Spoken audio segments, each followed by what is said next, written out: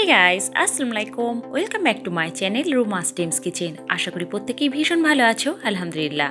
আজকে হাঁসের ডিমের রেসিপি বানিয়ে দেখাবো সবজি দিয়ে, আর গুণাগুণ হাঁসের ডিমের উপকারিতা তোমাদের সাথে শেয়ার করে নেব।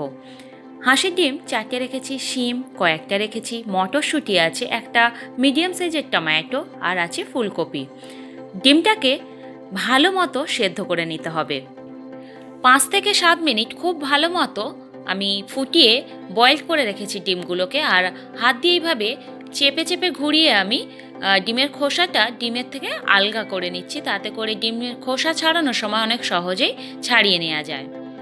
খোসা ছাড়িয়ে নেওয়ার পরে ছুরির দ্বারা আমি ডিমের গায়ে হালকা করে চেয়া দিয়েছি, তাতে করে ডিমের মধ্যে নুন আর মশলা খুব ভালো মতো ঢুকে যায়।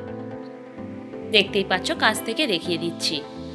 ডিমের মধ্যে দিয়ে দিচ্ছি স্বাদ মতো নুন আর হাফ চামচ হলুদের গুঁড়ো।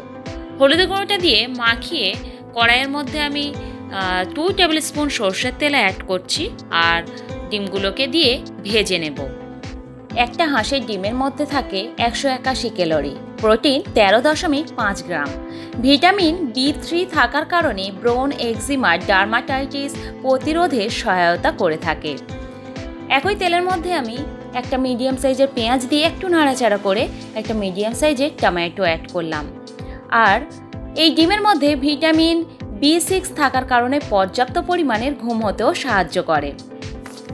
আমি ডিমের কিছু গুণাগুণও আমি তোমাদের সাথে শেয়ার করে নিচ্ছি, তাই এই রান্নার মাঝখানে একটু করে বলে দিচ্ছি। একটা মিডিয়াম সাইজের আলু দিয়ে নাড়াচাড়া করে দিয়ে দিচ্ছি 1 কাপ ফুলকপি ছোট টুকরো করে। আর বলে রাখি, ভিটামিন B5 থাকার কারণে ত্বকের আর্দ্রতাও ধরে রাখতে সাহায্য করে, আর এই ডিম খেলে ওজন কমাতেও কিন্তু সাহায্য করে। শিম দিয়ে দিলাম 1 কাপ, তারপরে হাফ কাপ মটরশুঁটি দিয়ে খুব ভালো মতো নাড়াচাড়া করে নেব। এই ডিমের কারণে, এই ডিম খেলে হাড়ের শক্তি বৃদ্ধি করতেও, হাড় মজবুত করতেও খুব ভালো সাহায্য করে। দিয়ে দিচ্ছি 1 টিস্পুন আদা রসুন একত্রে বাটা, স্বাদ মতো নুন, আর 1 টিস্পুন হলুদের গুঁড়ো। দিয়ে দিচ্ছি কাঁচা লঙ্কা, ঝালটা তোমাদের স্বাদ মতোই দিও, 1 টিস্পুন জিরে গুঁড়ো।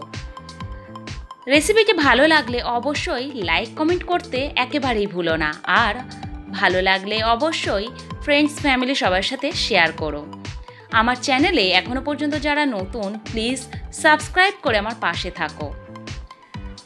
1619 মিলিগ্রাম কোলেস্ট্রল রয়েছে, তাই ডায়াবেটিস রোগীদের না খাওয়াই ভালো। পর্যাপ্ত পরিমাণ পানি দিয়ে 8 মিনিট ঢাকা দেওয়ার পরে আমি ভেজে রাখা ডিমগুলোকে অ্যাড করলাম।